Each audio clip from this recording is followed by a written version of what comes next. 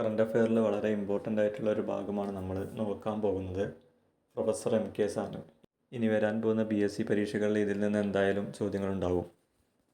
2025 ഓഗസ്റ്റിൽ അന്തരിച്ച എഴുത്തുകാരനും സാഹിത്യ വിമർശകനും അധ്യാപകനുമായ വ്യക്തിയാണ് പ്രൊഫസർ MK സാനു.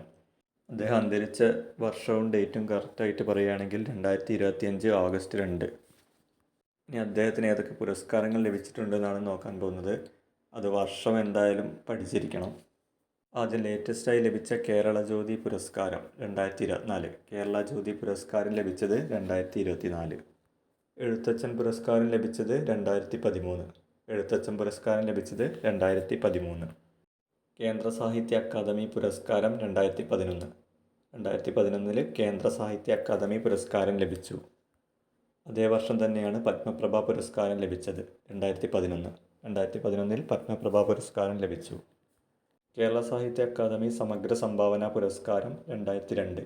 കേരള സാഹിത്യ അക്കാദമി സമഗ്ര സംഭാവന പുരസ്കാരം 2002. വയലാർ അവാർഡ് ലഭിച്ചത് 1992.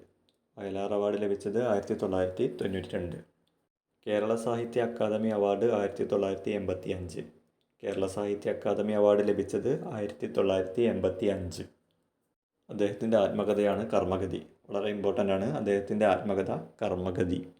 അന്തരിച്ച തീയതി ഒന്നുകൂടി ഓർത്ത് വെക്കുക, 2025 ഓഗസ്റ്റ് 2. ഇനി ഞാൻ ഇതിൽ മനഃപൂർവ്വം ഉൾപ്പെടുത്താത്തൊരു ഭാഗമുണ്ട്, ഏതൊക്കെ കൃതികൾക്കാണ് അവാർഡ് ലഭിച്ചത് എന്നുള്ളത്. അതായത് കേന്ദ്ര സാഹിത്യ അക്കാദമി അവാർഡ് ഏത് കൃതിക്കാണ് ലഭിച്ചത്, കേരള സാഹിത്യ അക്കാദമി അവാർഡ് ഏത് കൃതിക്കാണ് ലഭിച്ചത്, വയലാർ അവാർഡ് ഏത് കൃതിക്കാണ് ലഭിച്ചത്. അപ്പോൾ അതറിയുന്നവർ കമൻ്റായിട്ട് ഇടുക, ഞാൻ കറക്റ്റ് ആൻസർ ടാഗ് ചെയ്തിടുന്നുണ്ട്.